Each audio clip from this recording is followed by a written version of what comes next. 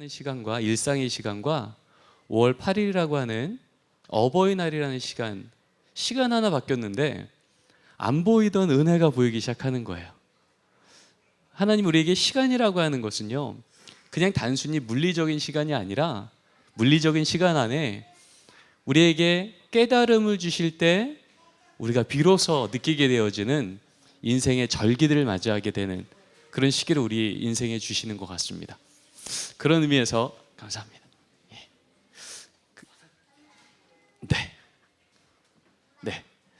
그런 의미에서 우리가 이 사순절이라고 하는 우리를 향한 예수님의 사랑, 희생, 죽음, 그리고 그것을 넘어서 이제 부활절이라고 하는 능력과 기쁨, 소망, 이 시기를 준 것은 그냥 그런 시기를 보내라는 게 아니라 그 시기 안에 함께 동참하여서 깨달아서 정말 그 시기가 주는 하나님의 은혜를 실질적으로 누리게 하시는 하나님이 보이는 선물이 되는 것 같아요.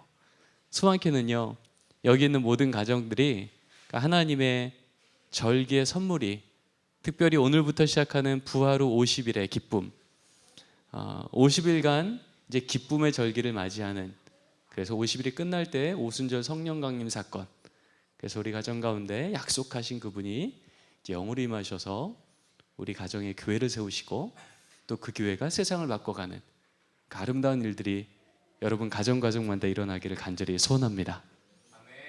아멘. 사실 제가 이 창세기 17장 1절부터 5절 말씀은요, 2년 전에 우리 수동교회에 오후 예배 때 와서 한번 설교했었던 본문이에요. 아마 참여하셨었던 분도 계실 것 같아요.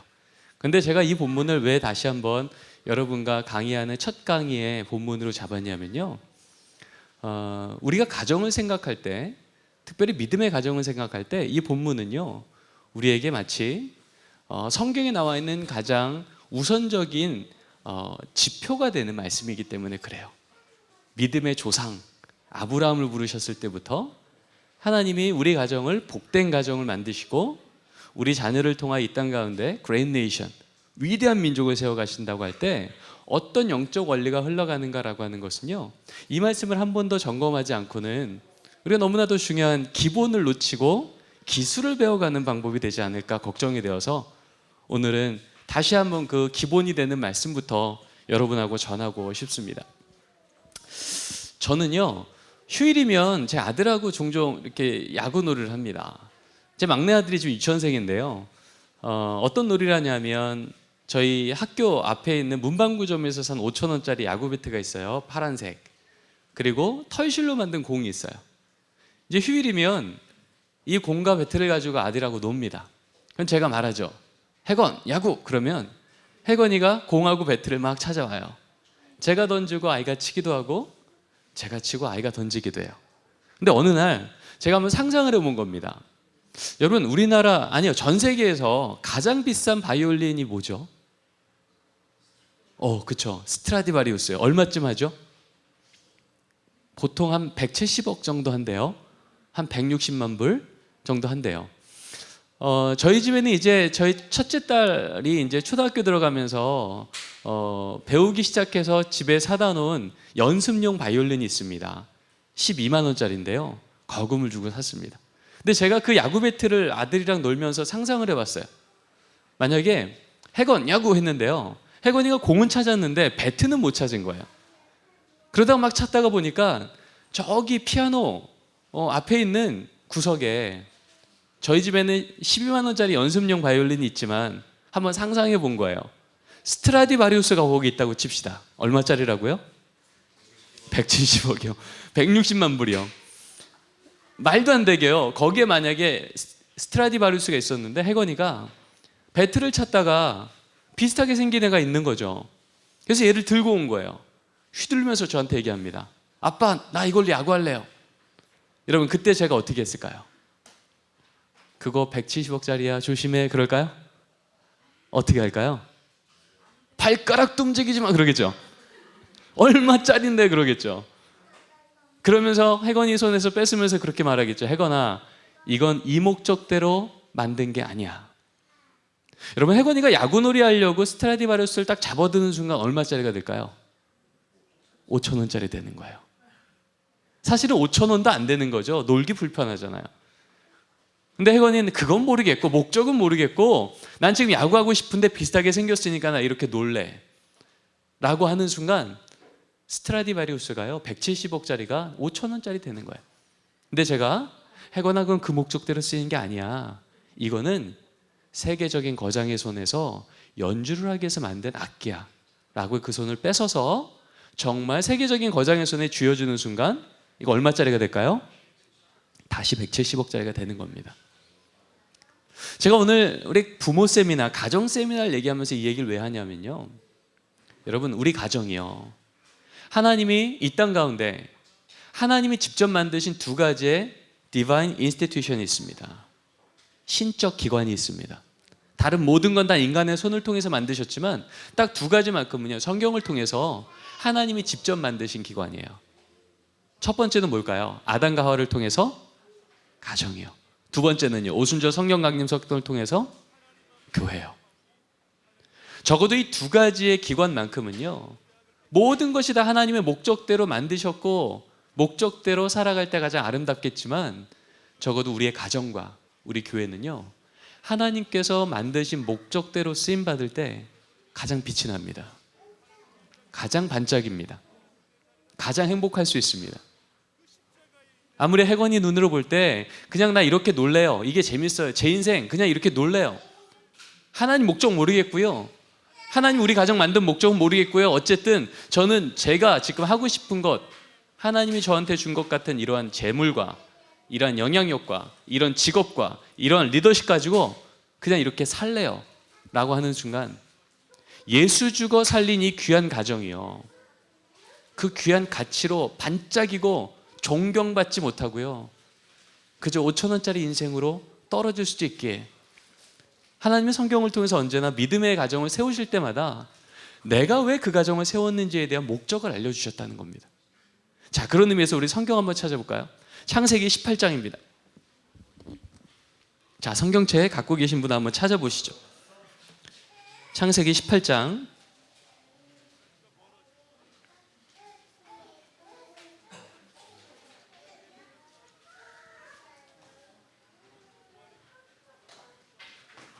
자, 19절 말씀 한 절 말씀만 읽겠습니다. 19절이요. 함께 읽겠습니다. 시작. 내가 그로 그 자식과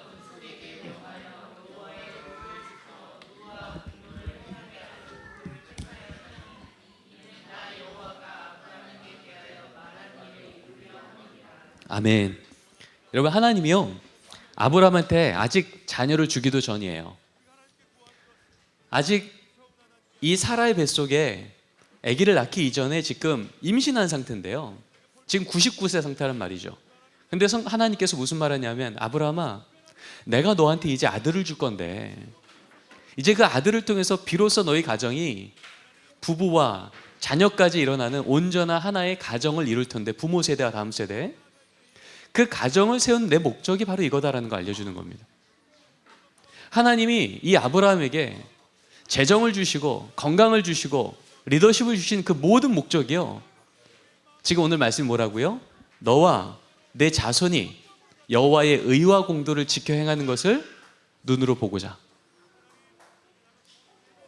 한마디로요 하나님 우리 가정을 세운 이유는요 우리 가정을 통해서 우리 다음 세대들이 여호와의 의와 공도를 지켜 행하는 것을 하나님 눈으로 보고 싶으셔서 우리 가정을 하나님께서 세우셨다는 겁니다. 그런 의미에서 우리 부모님들 눈에는 그저 우리 자녀가 잘 자라는 것이 우리 가정을 향한 우리 부모님의 하나님의 뜻이겠지라고 생각할지 모르지만 성경은 너무나도 분명하게 얘기하고 있어요. 하나님이 우리 자녀를 우리에게 준 이유는 그 자녀가 여호와의 의와 공도를 지켜 행하는 것을 하나님이 보고 싶으시다는 겁니다. 그 목적을 위해서 아브라함에게 그 메소포타미아 땅에 살던 그 아브라함을 가나안 땅으로 옮기셔서 재물과 영향력과 리더십을 주시고 그 많은 누리는 인생을 살게 한 이유도 그 모든 것을 다 어디다 쓰라고 말씀하시는 거냐면 내 자녀가 여호와의 의와 공도를 지켜 행하는 것을 눈으로 보기 위함이라고 말씀하신다는 겁니다. 이 목적을 이루면 하나님이 그 가정에게 주기 원하셨던 복은 계속해서 흘러갈 것이요, 이 목적이 상실되어지면 하나님은 그 걸음을 멈추신다는 거죠. 사실 이 말씀 나오자마자 그 뒤에 무슨 말씀이 나오냐 하면 오늘 이따가도 읽어야 될 말씀인데요, 창세기 13장에도 나왔던 말씀, 소돔과 고모라 얘기가 다시 나오기 시작합니다. 우리 자녀가 살아가는 이 세상이요, 소돔과 고모라가 같은 그 땅이라는 겁니다. 믿음의 조상 아브라함 부를 때에도 그 시대가 악하지 않아서 그가 거룩한 가정을 세운 게 아니라 세상은 여전히 소돔과 고모라 땅 같았다는 겁니다.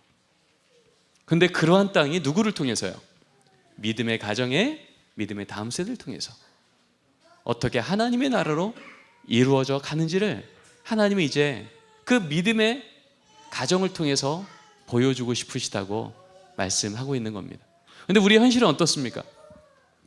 2015년도 4월에 한국갤럽에서요, 우리나라의 예수 믿는 성인들 분포도를 발표했습니다. 몇 프로라고요? 21%요. 생각보다 높은 퍼센티지입니다. 근데 사실 여기에는 가나안 교인도 있고요, 이단들도 있겠죠. 자기가 기독교인입니다라고 얘기했으니요. 그럼에도 불구하고 여전히 하나님을 믿는, 저 하나님 믿습니다라고 고백하는 사람이 21%나 된다는 건 엄청난 격려였습니다. 근데 같은 기간에 CCC에서요, 우리 중고등부 아이들 대상으로 물었던 겁니다. 얘들아, 너네들 중에 예수님 믿는 아이들이 몇 명 되니? 예수를 주로 고백하는 아이들이 몇 명이나 되니? 몇 퍼센트 나왔습니까? 몇 프로요? 예, 잊지 마셔야 돼요.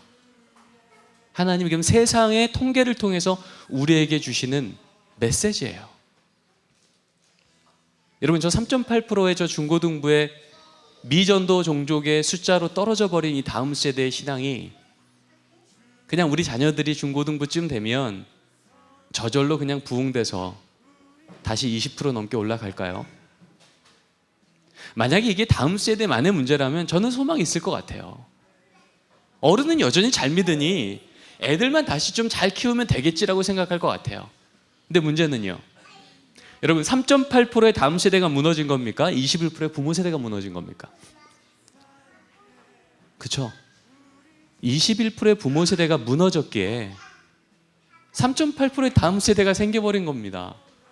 세상 사람들도요, 내가 살아보니까 내 자녀의 인생을 안전하게 보장할 게 돈이면요, 목숨 걸고 돈은 쥐어줍니다.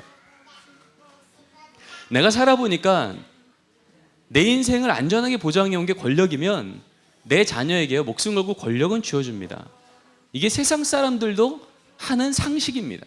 그런데요, 내가 예수, 내 인생의 주인은 예수요라고 말하고 있는 정상적인 부모, 예수 믿는 부모가요, 정말 그 인생의 주인이, 내 인생을 안전하게 지켜줄 그분이 하나님인 것이 정말이라면, 여러분, 내 자녀가 이번 주는 교회가 아니라 학원이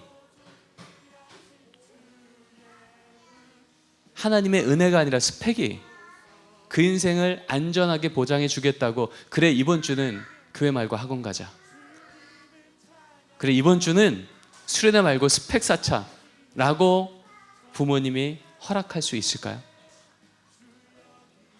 여러분, 이런 일이 있지 않고서 이게 가능하겠습니까?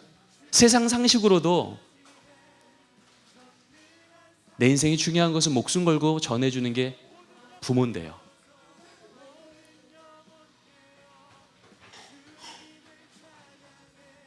여러분, 이런 일이 일어나고 있지는 않습니까?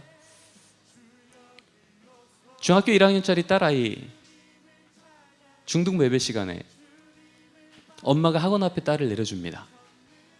혜인아, 이번 기말고사 얼마나 중요한지 알지? 열심히 공부해. 엄마 열심히 기도할게. 그리고 아이를 학원 앞에 내려주고 엄마는 교회로 떠납니다. 그리고 엄마는 교회 가서 뭐 할까요? 우리 딸 시험 잘 보게 해달라고 기도하겠죠. 여러분, 그렇게 돌아서는 엄마의 뒷모습을 보면서 이 딸은 무슨 생각을 할까요? 이런 생각하지 않을까요? 아, 신앙은 여차하면 제껴도 되는구나.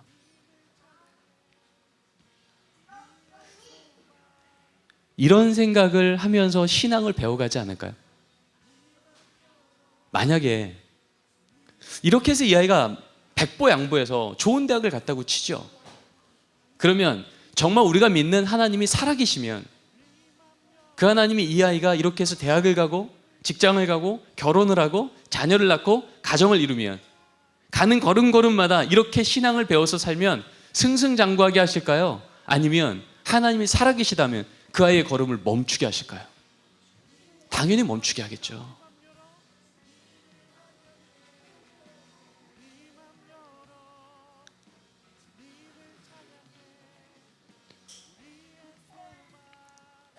저희 장신대에서 한국교회 다음 세대가 무너지면서 어떻게 하면 우리 아이들이 다시 한번 하나님 앞에 돌아올 수 있을까를 고민하면서 설문조사를 했습니다. 200개가 넘는 교회를 대상으로 물었습니다.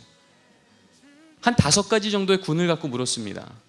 어떻게 하면 우리 다음 세대들이 하나님 앞에 돌아오는 세대가 되게 할 수 있을까?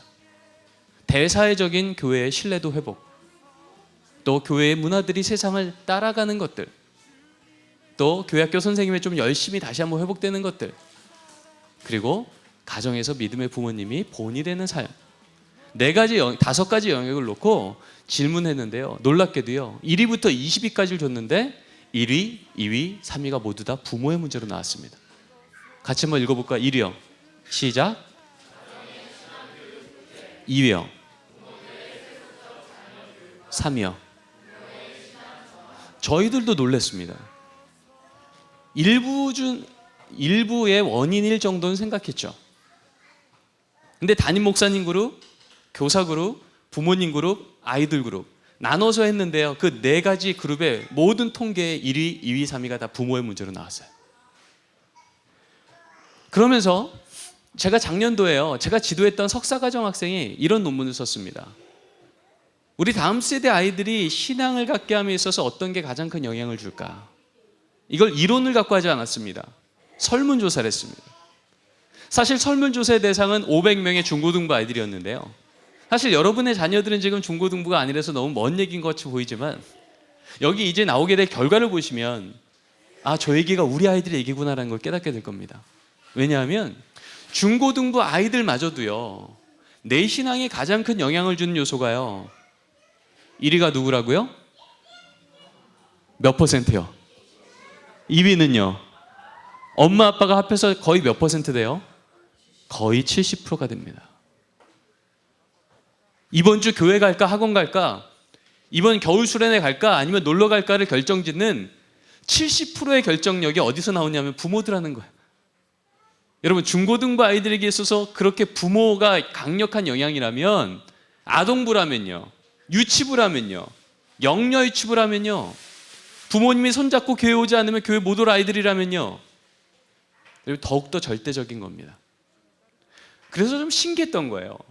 아니, 우리가 생각할 때 중고등부 아이들 신앙, 수련회, 교회 이러면 적어도 BY 같은 좀 연예인 부르고요, 좀 강균성 같은 연예인 부르면 애들이 좀 올 것 같은데, 좀 좋은 숙소 하면 올 것 같은데, 정작 아이들의 대답은요, 500명 아이들의 대답은 결국 우리 엄마가 못 가 하면 못 간다는 거예요. 우리 아이들 일주일치 시간표 누가 주고 있어요? 엄마가 주고 있죠. 그 엄마가 안수 집사님이건, 그 엄마가 권사님이건, 그 엄마가 심지어 목사님일 수도 있겠죠. 예, 목사님이건 사모님이건. 그래서 이 500명 아이들의 부모님이 궁금했어요. 사실 이 부모님 얘기는 논문에 실지는 않았습니다. 그러나 그것을 연구했던 저는 알고 있죠. 부모님들께 거꾸로 전수조사했어요. 부모님, 종교가 뭐예요? 물어봤던 500명 중에 95%가 저 예수 믿습니다라고 체크했어요. 두 번째 질문을 썼습니다. 아까 했던 그 질문이에요. 부모님, 만약에 부모님의 자녀의 기말고사 기간에 학원 특강하고요, 중고등부 예배 시간하고 겹치면 어디로 자녀가 가기를 원하세요? 라고 물었습니다. 95% 예수 믿습니다라고 했던 그 부모님들의 결과는 이렇게 나왔습니다. 60%의 부모님들이요, 그러면 저 학원 갔으면 좋겠습니다 라고 대답했습니다. 그래갖고 5%의 넌크리스천 자료를 다 뺐어요. 이제는 모두 다 저 예수 믿습니다라고 하는 자료만 갖고 재조사를 했습니다. 결과는 이렇게 나왔습니다. 평신도 그룹, 집사님 그룹, 항존직 그룹 올라가면 올라갈수록 저 학원 보낼 겁니다라는 퍼센테이지가 더 올라갔습니다. 물론 이 통계가 우리 한국교회 전체를 대변할 수는 없지만 중요한 건요, 한국교회 단면을 보여주고 있는 건 분명합니다. 여러분, 사실 여기 있는 부모님들이라면 누구보다도 신앙적으로 가정을 잘 길러보고 싶고 하나님의 말씀 앞에서 거룩한 가정으로 서기 위해서 헌신해서 온 가정들 맞아요.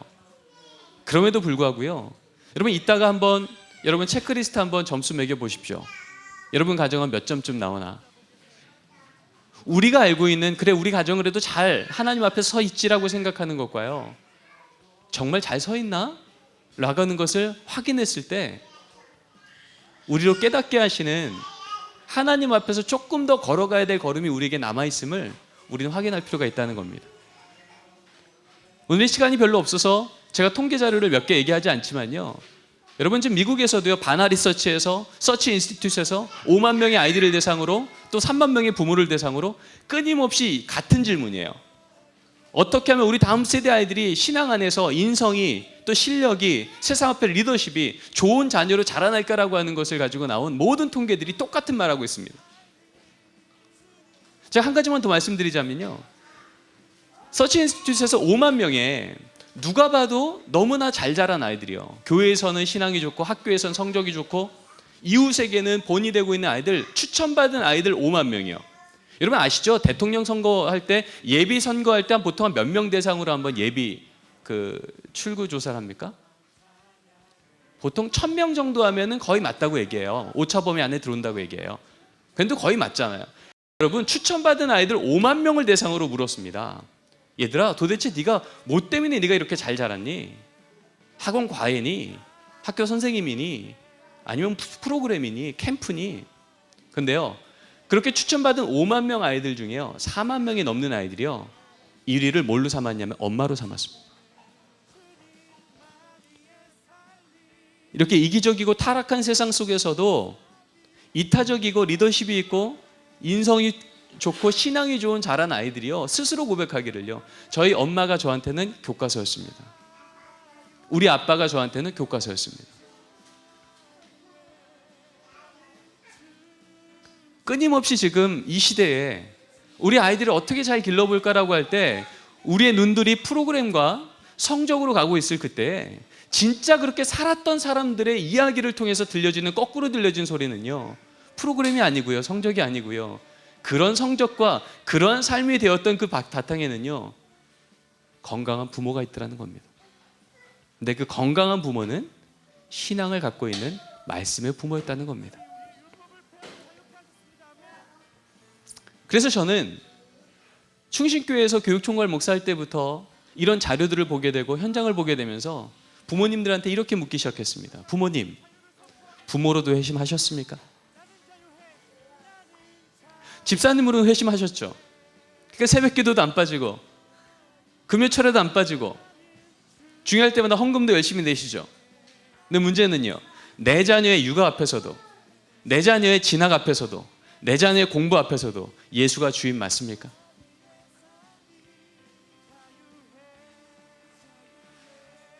슬픈 현실은요, 많은 믿음의 부모님들이, 개인적으로는 회심하신 분들이요, 부모라는 이름 앞에서만큼은 아직 회심을 안 한 것 같습니다. 우리에겐 제2의 회심이 필요합니다.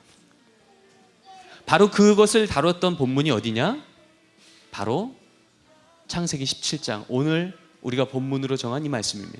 같이 한번 읽어보겠습니다. 시작.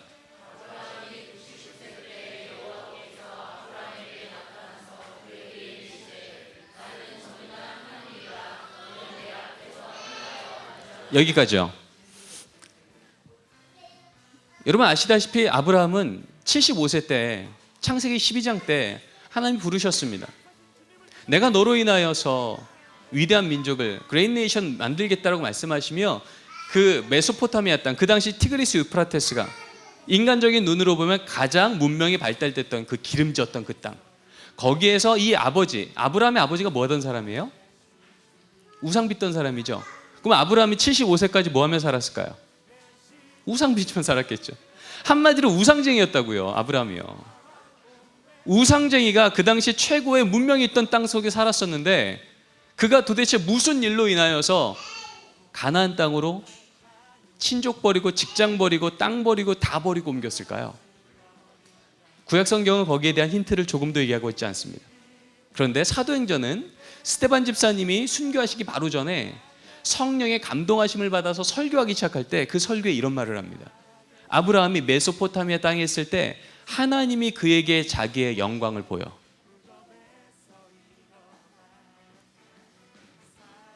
아브라함이 우상 빚던 삶을 살았는데 내 손으로 우상 빚어서 영광스러운 재물도 갖고 능력도 갖았던 삶을 살았는데 하나님이 자기의 영광을 아브라함한테 한번 보이고 나니까요, 자기 손으로 빚었던 그것으로 만들어낸 영광하고는 비할 게 없더라는 거예요. 너무나도 높으며 너무나도 영원한 그 영광을 보고 나니까 내가 손으로 빚어낸 이 노동의 인생은 정말 이것은 저 영광에 비하면 아무것도 아니구나. 그래서 아브라함이 내가 저 영광이 더 큰 영광이니 저걸 따라가겠다고 친족 버리고 직장 버리고 그 땅 버리고 다 버리고 가나안 땅으로 간 거죠. 여러분, 그렇게 해서 아브라함이 이 땅 왔으면 사람들이 묻지 않았겠습니까? 당신 왜 이 땅 왔습니까? 여러분, 성경에 나와 있지만 아브라함이 가나안 땅 가자마자 그 땅에 뭐가 있었다고요? 기근이 있었습니다. 한마디로요, 그렇게 기름지고 좋은 땅에 살다가 하나님이 내가 너에게 복 줄게, 내 영광 줄게라고 해서 왔는데 오자마자 경험한 건 뭐냐 하면 내가 있던 땅에 비해서 너무나도 말도 안 되는 척박한 땅이에요. 기근이 있어서 사실 아브라함이 애굽으로 도망갔잖아요. 사람들이 물었겠죠. 아브라함, 당신 저 땅에서 이렇게 누리던 사람이라면서요. 근데 왜 굳이 이 땅 와서 이렇게 고생해요? 그러면 아브라함이 얘기했겠죠. 당신들이 아직 내가 보았던 하나님의 영광을 못 봐서 그렇지. 하나님의 영광을 당신도 보게 되면 당신들도 하나님을 믿게 될 겁니다. 그 하나님이 저에게 약속하셨습니다. 저에게 자녀를 주되 내 자녀를 통하여 이 땅에 큰 민족이 일어날 거라고.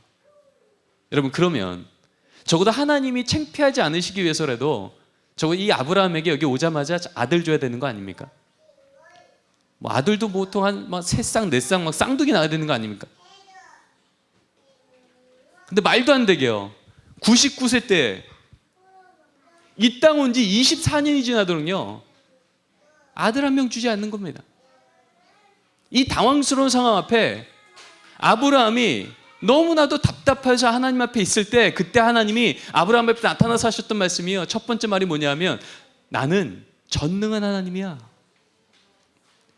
내가 너한테 24년 전에 했던 그 약속 내가 잊은 것 같니? 내가 너한테 자녀 축복 주고 네 가정을 복된 가정 만든다는 얘기 내가 잊은 것 같냐? 나 전능한 하나님이야. 엘로힘. 안 잊었다는 거예요. 그러면서 그 다음에 하신 말이 뭐냐면 너는 내 앞에서 행하여 완전하라. 히트, 할레크, 레파나이. 여러분, 이 히브리어는요, 한국말로 번역하면 너의 인생의 중요한 문제를 내 얼굴 앞으로 들고 나와, 이런 얘기예요. 이런 얘기 아닐까요? 너의 인생이 네 자녀의 문제가 이렇게 중요하다면서, 너의 인생에 있어서 너의 가정의 문제가 그렇게 중요한 문제라면서, 여러분, 이 17장 1절 바로 전 장이요, 16장 마지막 절이요, 그 성경에 뭐라고 적혀있냐면 아브라함이 86세 때에 이스마엘을 낳았다, 이 말이 나옵니다. 이스마엘을 86세 때 낳았다는 말을 하자마자 지금 저 얘기를 하시는 거예요. 다시 말하자면 아브라함아, 네 인생에 가정과 자녀가 그렇게 중요하다면서, 근데 너 13년 전에 이스마엘 만들어낼 때 나랑 상의했냐? 내 얼굴 앞에서 이스마엘을 만들어낼지 내 믿음의 기도를 가지고 기다릴지 나랑 상의한 거 맞냐? 그 말 하자마자 아브라함이요, 엎드려졌다고 말합니다. 그래서 엎드려진 건 육체적인 엎드림만이 아니고요, 이거 영적 해제입니다. 하나님, 저 그동안 하나님 원망하고 불신하고 나는 잘 가고 있는데 하나님이 약속대로 내 자녀 복 주지 않아서 우리 가정이 이렇게 살고 있다라고 착각했던 저의 모든 교만함 내려놓습니다. 엎드려지죠. 엎드려지자마자 하나님께서 아브라함에게 하셨던 말씀은 이겁니다. 아브라함아, 너 이름 바꾸자. 너 아브람 말고 아브라함 하자. 사실 이것은 2년 전에 수동교회 오후 예배 와서 제가 했던 설교이기 때문에 더 여기에 대해서는 얘기하지 않겠습니다. 아브람은요, 족장시대 때 존경받는 자라는 아브람이라는 뜻은요, 한마디로 가정에서요 적당하게 가정 안에서 존경받는 아빠, 적당하게 가정을 건사하는 정도의 재력을 갖고 있는 아빠, 이런 뜻이에요. 그 정도의 정체성으로 하나님이 안 되겠다는 겁니다. 하나님 저한테 복 준다 그랬죠? 라고 하고 하나님 이름 걸고 살아가면서도 여전히 그 정체성은요, 그저 우리 가정 하나 건사하고 그저 우리 자녀로부터 존경받는 거에 만족하며 사는 아빠로는요, 하나님이 그 가정에게 말씀하신 믿음의 다음 세대 못 주겠다는 겁니다. 똑같이 말합니다. 사례야, 너 살아하자. 사례는요, 공주란 뜻입니다. 공주요? 내가 갖고 싶은 거 가지면 행복한 사람이에요. 내가 누리고 싶은 거 해주면 행복한 사람이에요. 여러분, 결혼하면 아내들이 모두 다 공주처럼 살죠? 맞습니까? 예, 동의의 웃음이죠. 공주처럼 사셔야 돼요. 근데요, 그럼 공주 같던 아내가요, 아들 한 명만, 딸 한 명만 나와서요, 어떻게 변합니까? 나 저거 갖고 싶어 해서 뭘로 바뀌어요? 나 저거 쥐어주고 싶어. 나 저거 먹고 싶어 해서요, 나 저거 먹이고 싶어로요. 아니에요? 의심은 영이 충만한 눈빛으로 저를 보고 있는데, 여러분, 한 명의 자녀만 나와도요, 공주 같던 아내가요, 끊임없이 희생하고 갖다 부어주고 싶고 세워주고 싶은 게 인생의 목적이 되는 거예요. 지금 성경이 그 얘기하고 있는 겁니다. 사례야, 너 공주 같은 그 믿음으로는 아무리 하나님 이름 걸고 네가 살고 살아갈지라도 그런 너에게 아들 주면 또 그 아들 이스마엘 될걸? 그저 하나님 이름 걸고 내가 더 소비하고 싶고 내가 더 취하고 싶고 내가 더 누리고 싶은 거 이거 채워달라고 하는 것에만 매몰되어 있는 그 사례 같은 믿음으로는 안 되겠다는 거예요. 살아되거라. 한 가정의 어미를 넘어서 한 민족의 어미, 열방의 어미. 그래서 이 나라, 이 땅 가운데 하나님의 뜻과 계획이 내 인생의 목표요, 내 인생의 목적지가 되는 그 어미가 될 때 하나님 비로소 그 가정에 하나님의 기쁨의 아들 이삭을 주신다는 거죠. 사실은 이 말 하자마자 아브라함은 이제 할례를 받게 되고요, 그 다음에 해에 아까 읽었던 18장에 하나님께서 한 번 더 확인했던 거, 내가 너에게 왜 복 준 줄 알아? 네 자녀가 여호와의 의와 공도를 지켜 행하는 것을 내가 보고자. 이거 다시 한번 확인해 주시고 100세 때 이삭이 그 가정에 간증거리가 되게 하십니다. 여러분, 24년간이나 지연된 것처럼 보였던, 아니 취소된 것처럼 보였던 내 자녀, 내 가정을 향한 하나님의 그 꿈이 오늘 우리 가정에 간증이 되는 길은요, 하나님이 우리 가정 복 준다고요, 동의합니다. 이걸로 안 된다고요. 동의하니까 가나안 땅 왔지만 동의하는 곳으로 하나님의 역사 일어나지 않았어요. 하나님의 역사는요, 동의에서 일어나지 않고요, 하나님의 역사는요, 결단에서 일어납니다. 결단해 볼까요? 은혜 받아 성도 되고요, 순종하여 제자 됩니다. 여러분, 우리가 사순절의 이 기간을 통해서 끊임없이 고백한 거 아니에요. 은혜로만 제가 다시 생명 얻게 되었습니다. 주의 죽음으로 내 입에 호흡이 생겼습니다 고백하지만, 그렇게 생명 얻음을 깨달은 자들이 어떻게 됐어요? 이제 주의 들었던 그 말씀, 3년간 예수님 쫓아다녔어도 그 기적을 보았어도 한 걸음 제대로 가지 못했던 제자들이요, 그 십자가 제대로 한번 만나니까 어떻게 돼요? 모두 다 목숨 걸고 자살했던 가룟 유다 빼고는요, 목숨 걸고 순종하여 그 걸음을 기쁨으로 걸었던 제자가 된 거죠. 여러분, 우리 가정이요, 하나님이 기뻐하시는 하나님의 목적에 합당한 가장 반짝이고 가장 가치 있는 가정이 되기 위해서 이제 우리에게 필요한 건요, 동의가 아닙니다. 이제 결단입니다. 제가 신학교에서 우리 학생들 가르치면요, 신학교만큼 동의하기 쉬운 것이 없어요. 얼마나 믿음이 좋습니까? 교리요, 하나님 능력의 하나님, 치유의 하나님, 은혜의 하나님, 회복의 하나님, 모든 학생들이 듣자마자 아멘 아멘 아멘 하죠. 그런데요, 그 동의가 정말 능력이 됩니까? 아니요. 동의는 누구나 할 수 있어요, 교실에서요. 그런데요, 정말 내 삶의 현실로 가서 하나님 우리 어머니를요, 하나님 제 아내를요 고쳐주십시오라고 하는 그 기도 가운데는요, 하나님은 치유의 하나님, 이거에 아멘 한마디 하는 게 보통 어려운 일이 아닌 거예요. 근데 거기서도 하나님 때문에 상황보다 크신 하나님 바라보고 아멘의 기도를 갖고 그 기도를 멈추지 않는 걸음 가운데 그 동의는 더 이상 동의가 아니라 이제 결단이 되는 거죠.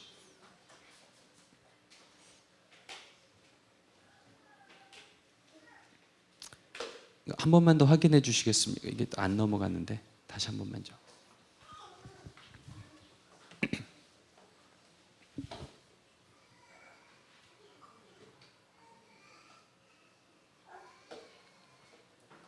네,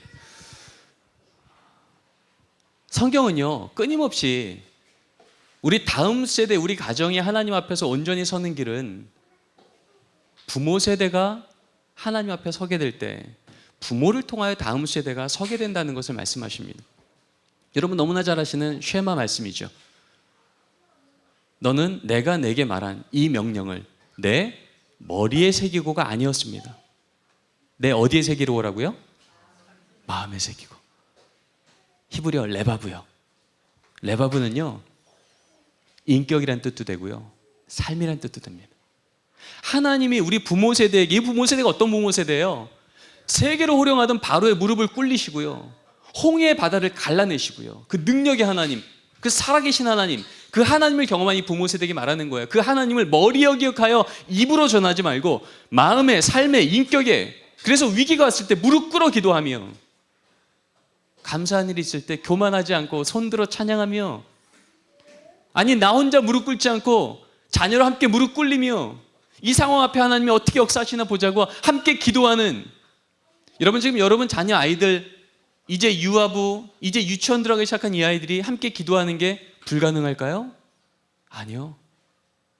사실 2살, 3살 때 그 입으로도 말도 제대로 하지 못할 때 그때 저랑 같이 고백했던 그 기도 제목이 지금 초등학생이 되어서 제 딸 혜인의 입을 통해서 계속해서 간증으로 들려지는 얘기를 전 지금도 경험하고 있습니다. 아마 여러분들도 가정 예배를 세워가며 이 일을 이제 앞으로 경험하게 될 텐데요. 제가 이 간증 얘기들은 제가 다음 주에 좀 하도록 하겠고요.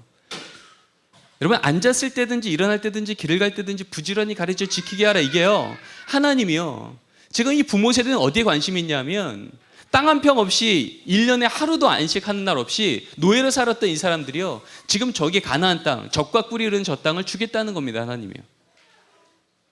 그러니까 얼마나 그들에게는 그 땅 한번 들어가 보고 싶겠습니까?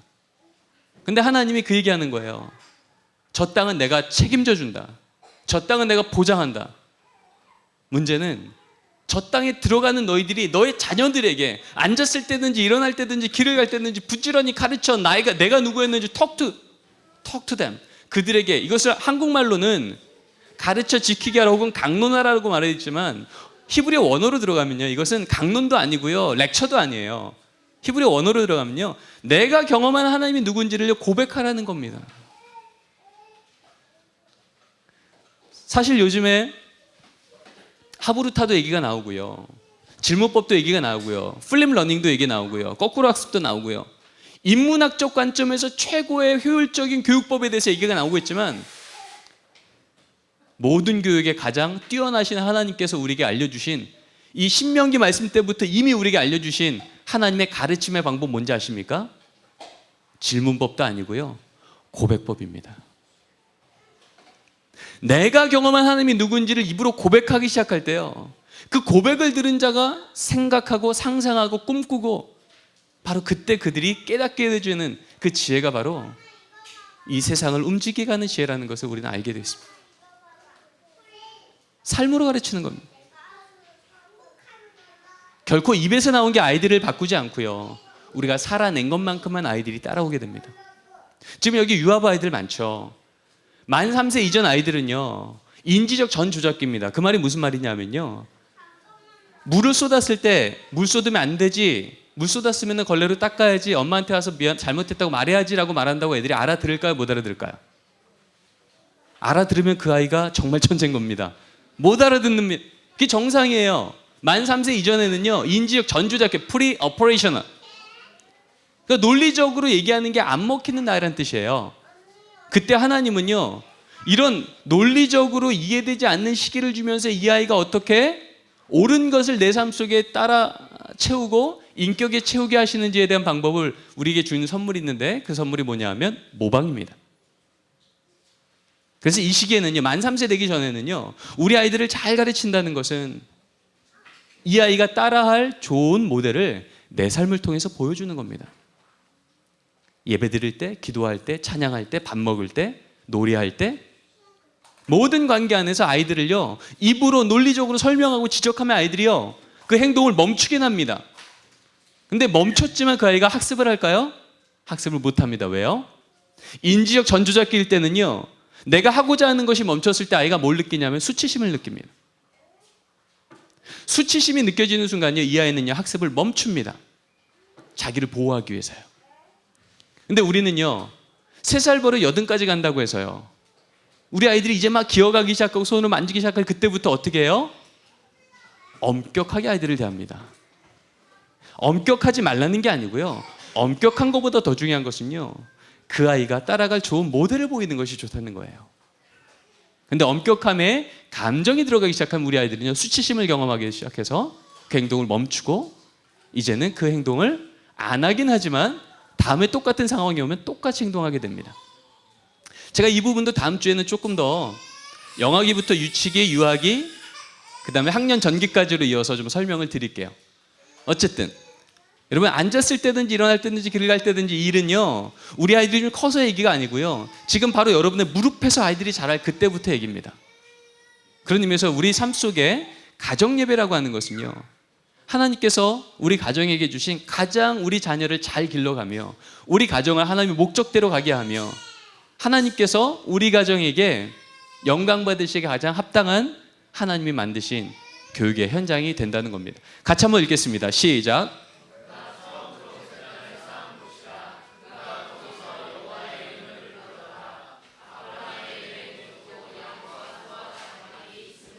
여러분, 이야기는요 하나님 지금 아브라함을 불러서 가나안 땅 가기 전 얘기입니다. 아직 가나안 땅도 안 갔는데요, 하나님이 보실 때는요 이 아브라함의 가정과 롯의 가정에게는요 큰 차이가 있다는 겁니다. 세상 사람들이 보면 이 두 가정은 똑같죠. 하나님 때문에 친족 버리고 땅 버리고 다 버리고 지금 저 땅 가는 거룩한 가정처럼 보이죠. 마치 여러분들처럼요, 주일이면 교회 가고 저 가정 아주 신실해, 누가 봐도 하나님의 복 줘야지 맞는 가정 같은데요, 적어도 하나님 보실 때는요 이 가정하고 이 가정은 큰 차이가 있다는 겁니다. 아브라함 가정엔 뭐가 있어요? 어떤 제단이요? 가정 예배가 있었다는 얘기예요. 근데 똑같이 가나안 땅을 가고 있는데 롯의 가정에 뭐가 있어요? 오늘로 치면요 돈도 좀 있고요, 직장도 좀 있고요, 저거 들고 가면 좀 살만하고요. 근데 뭐는 없는 겁니까? 제단은 없더라는 겁니다.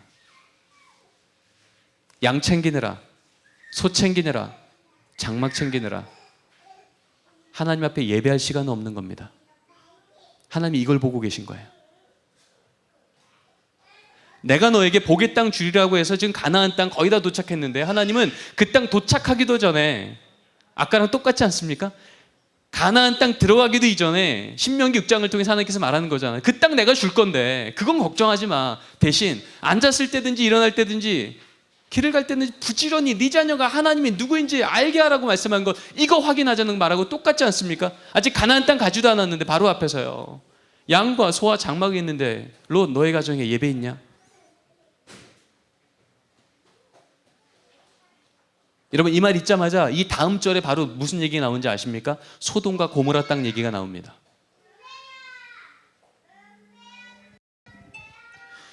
강의 마치라고 제가 알람 맞춰놨거든요. 5분 내로 마치겠습니다. 여러분, 이번 한 주간 여러분 이 말씀을 좀 가정에서 깊이 묵상하셨으면 좋겠어요. 양 챙기느라, 소 챙기느라, 장막 챙기느라. 장막은 요즘으로 치면 아파트쯤 될까요? 양과 소는 요즘으로 치면 돈이랑 직장쯤은 될까요? 그거 챙기느라 여호와의 이름을 기억할 시간이 없는 겁니다. 근데 지금 저 땅을 왜 간다고요? 하나님 복 믿고 복 받으러 가고 있는 중이라고요. 혹시 우리의 모습이 이렇진 않습니까? 제가 가정예배학교를 하다 보면 그런 질문 많이 받아요. 목사님 알겠는데요, 우리 아이들 얼굴 볼 시간 없고요, 우리 남편 얼굴 볼 시간 없고요, 시간 없어요. 근데 여러분, 우리 아이들 밤에 늦게 집에 오면 너무 늦게 집에 왔기 때문에 치카도 안 시키고 옷도 안 갈아입히고 그냥 재우는 엄마 있습니까? 없습니까? 없죠. 제가 너무 전문 용어 썼습니까? 치카 못 알아들으십니까? 우리 다 알잖아요, 그렇죠? 적어도요, 아무리 늦게 들어와도요, 양치는 시키고 옷은 갈아입히고 재웁니다. 몇 분 걸려요? 적어도 5분은 걸립니다. 그리고 아이들이 조금 더 크면요, 이제 이 5분이 10분이 되고 15분이 돼요. 저쯤 되면 이제 한 5분 될걸요? 여러분, 근데요, 아무리 늦게 들어와도요, 옷 갈아입히고 치카시키는 그 5분이 아까워서 5분이 시간 없어갖고 그냥 재우는 부모는 없는데요, 저희 집 가정예배 드리는데 몇 분 걸리는지 아십니까? 아무리 늦어도 12분이고요. 평균 8분입니다. 평균 8분이면 부모와 자녀가 함께 앉아서 말씀 읽고요, 찬양하고 기도하고 다 합니다. 여호와의 이름을 부르는 여호와의 제단이요, 그 가정 가운데 하루도 빠지지 않고 들어 있는데요. 아이고, 물 쏟을까 봐 걱정되네요. 하루도 안 빠지고 여호와의 제단이 세워져 있는데요, 우리는요, 우리 아이들 옷 갈아입히고 치카하는데 5분은 언제나 쓰면서 가정 예배드릴 5분은 없다고 말하는 게 우리의 현실입니다.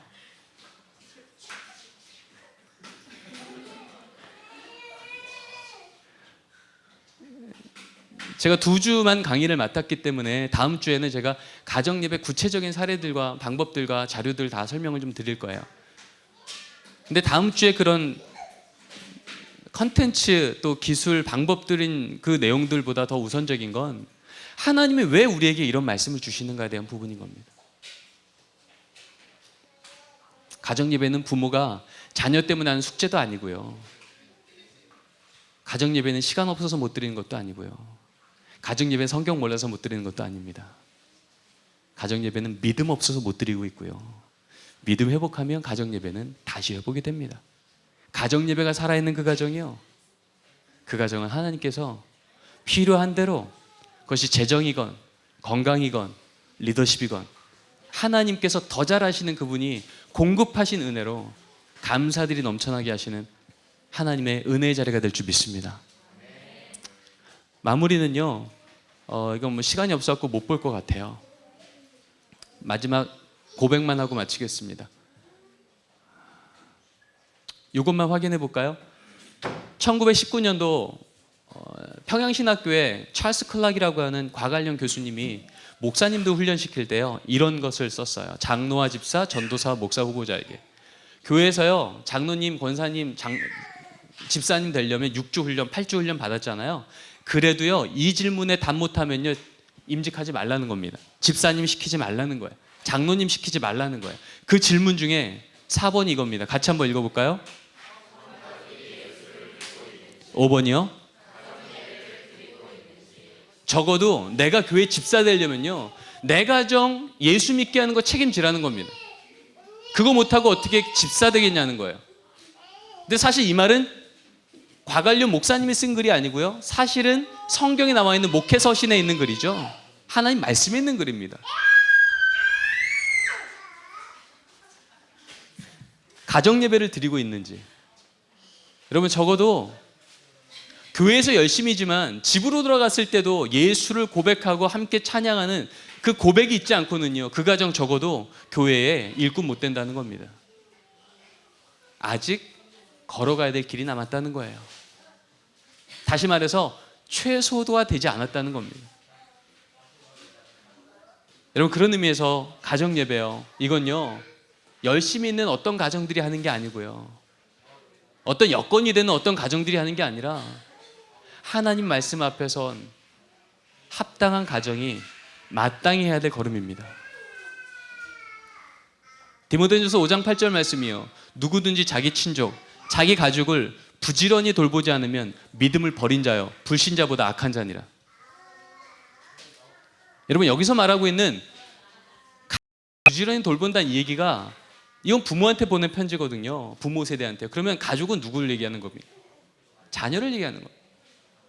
내 자녀를 부지런히 돌본다는 얘기, 의식주 해결하는 얘기가 아니에요. 잘 먹이고 잘 재우고 잘 입히면 그 가정 복 받는다는 얘기가 아니고요, 하나님하고 내 자녀가 지금 어떤 관계인지를 이 부모가 영적인 관계를 부지런히 살피지 않으면 너 믿음 버렸구나, 너 불신자보다도 악하구나라고 하나님께서 말씀을 통해서 규정하고 있다고요. 우리는 아까 아브라함처럼요, 하나님 복 준다 그랬잖아요, 빨리 복 주세요 라고 말하는 믿음의 부모처럼 나를 느낄 수 있을지 몰라도 적어도 성경은 말하고 있다고요.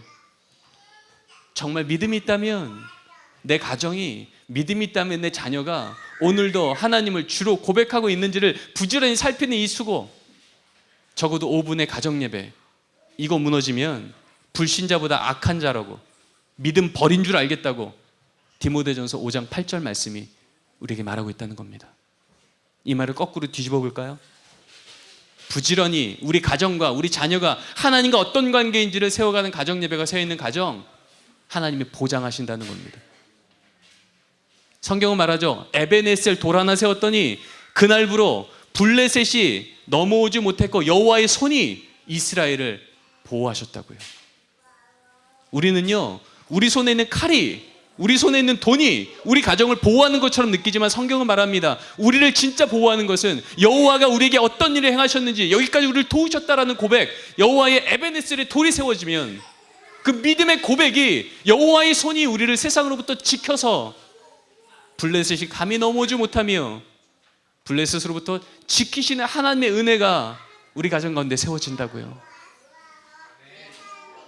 여러분, 놀라운 하나님의 영적 원리가 성경에 적혀진 글자가 아니라 우리 가정 가운데 살아있는 활자가 되기를 간절히 축원합니다.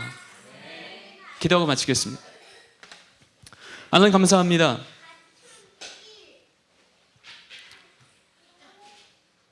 아브라함을 통해서 믿음의 다음 세대를 세우사 바벨탑 사건을 통하여 이 땅 가운데 하나님 많은 백성들이 흩어져 버린 그때에 하나님께서 믿음의 조상 아브라함을 세우고 그 자녀 이삭을 세우고 또 400년의 애국 가운데 신음하던 자들을 부르사 가나안 땅에 다시 한번 하나님의 백성의 나라를 세워가신가. 하나님의 모든 영적 원리 한복판에는 믿음의 부모 세대에게 명령하셨던, 간절히 부탁하셨던 내가 누구였는지를 너의 삶에 새기고 앉았을 때든지 일어날 때든지 부지런히 그 자녀에게 가르쳐 지키게 하라고 말씀하신 주의 음성이 있었는데, 누구든지 자기 친족, 자기 가족을 부지런히 돌보지 않으면 불신자보다 악하며 믿음을 버린 걸로 알겠다고 말씀하셨는데, 하나님, 혹시 우리가 양 챙기느라, 소 챙기느라, 장막 챙기느라 여호와를 이름을 부르는 가정 예배의 재단을 놓쳐버렸던 어리석음이 있지 않았습니까? 주님, 우리 자녀가 아직 자라기 이전에, 우리 자녀가 아직 어렸을 이때부터, 세상을 많이 알아가기 이전부터 하나님을 먼저 알아가는 그 은혜가 우리 가정 가운데 세워지도록 이 영적인 새로운 출발의 계절을 허락하시니 감사를 드립니다. 주님, 우리 가정 가운데 믿음 세워주시고 여호와의 제단 세워주시고 여호와가 지금까지 우리를 지키셨다 고백하는 에베네셀의 고백이 회복되게 하여 주시옵소서. 이 믿음의 고백이 세상을 이기는 능력됨을 우리의 삶을 통하여 우리의 이웃과 열방에게도 보이게 하여 주옵소서.